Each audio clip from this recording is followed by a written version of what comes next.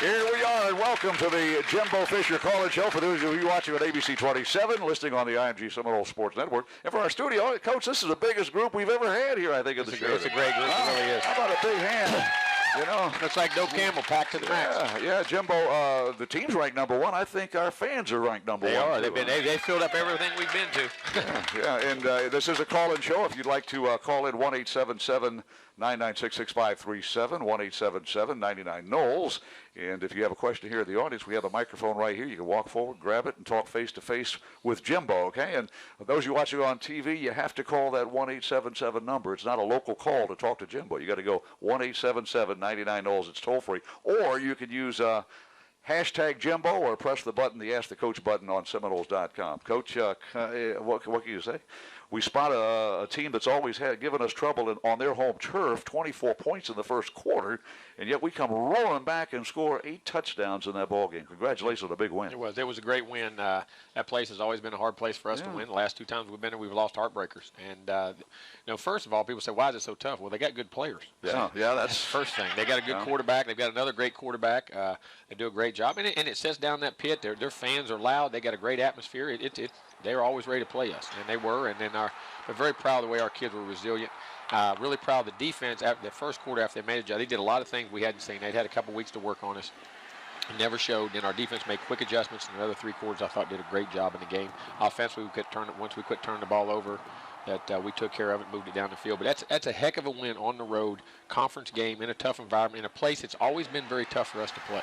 So very proud of our kids and the way we kept our composure and played in that game. 56 points, that's a big outing by the offense. And, Coach, it looks like a youth movement's underway. Did I see freshmen, offense and defense? I mean, who are these guys? Who are these young freshmen? It's coming. Yeah, all right. It's coming. That's what recruiting is. It just takes those guys they go through camp, you know what to do, but knowing assignments and playing in the game is different. Because, you can have a couple great plays, but if you're not sure your assignments, you can give up big plays. Those guys now are really getting their feet on the ground to play consistent football. Featherston and Pugh did a great job of lifting us up on defense. Those guys give us a great spark. And, then, of course, Dalvin Cook had a great game. You saw Travis Rudolph in the game. You saw Erman Lane in the game. Those guys were ready to play. And, just Bobo Wilson, even though he's a sophomore, that guy, he's starting to emerge out. 2 touchdowns, another 100-yard day, big kickoff return.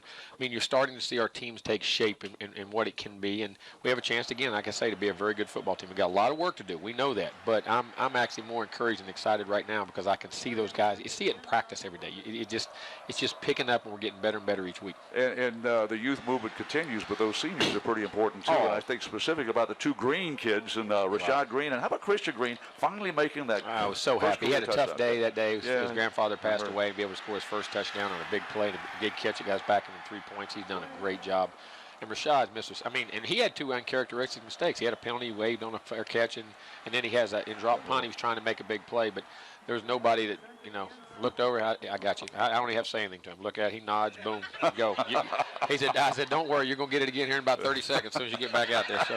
So that guy. And then, even Jamie. Jamie's had a couple turnovers, but again, resilient to come right back on 3rd down and make the drives and the plays and the throws and, just be the competitor he is. So those guys are all, doing a great job. And when you escape from Raleigh, North Carolina with a win, by golly, as Seminole fans know, we are delighted to come home 4-0 and get ready for the month of October. Coach, you ready for some phone calls? Let's go. Okay, Mike is in Jacksonville. He's been waiting since about 4:45 this afternoon. And, Mike, you are on the air. Go ahead.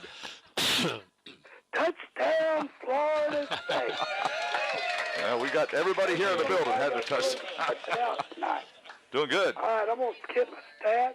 I'm going to put right in there one word for the defense. I come from an old school. You got to wrap up to finish the tackle. So the one word is wrap up. Now, defense, Coach, we'll go into what you were talking about, the freshmen. I know Featherston and Pugh was on that turnover, and I know they're true freshmen. My question goes is, explain to me, Featherston, 6'7", 220. How do we get him out of North Carolina? It was hard. He was a guy that I've loved the whole time. And he's getting heavy now. He's getting around that 230, but you don't realize for as thin as he is how powerful and physical. He's fast. That's why he can run and burst and change direction. And he was a big-time basketball player, has that length and size and athleticism. You see him play in space and run, and that guy's got a chance to be a really and the thing about it, loves football. He doesn't like playing. He likes practicing. He likes everything about the game. He's one of those guys, and I'm not saying that like Joyner and Telvin, those guys were. I mean, they would practice for 8 hours a day. Lorenzo's that same mentality of guy, and got great ability. I think has a chance to be a really special player. I really do. Yeah, and it was his nickname coming out of high school, the human condor or something, because he got such a long wingspan. Yeah, was that was his wingspan's 7'3". Yeah, Have a 7'3" man. 7'3" man. Yeah. So I mean, to be able to balance and run, and when he rushes the pass, what you'll see you haven't seen yet. He'll rush the pass sometimes. The guys, they dip that shoulder. He can actually dip his shoulder, put his hand on the ground. It's almost like another leg, and push himself forward. I mean, he does some things. I see it every day. And it's scary, some of the things he does. Jacob Pugh's going to be one, too, now. All those guys got a chance to be really, really special players. Jacob from right here in Tallahassee, Gobby High School. Mike, thanks for your telephone call.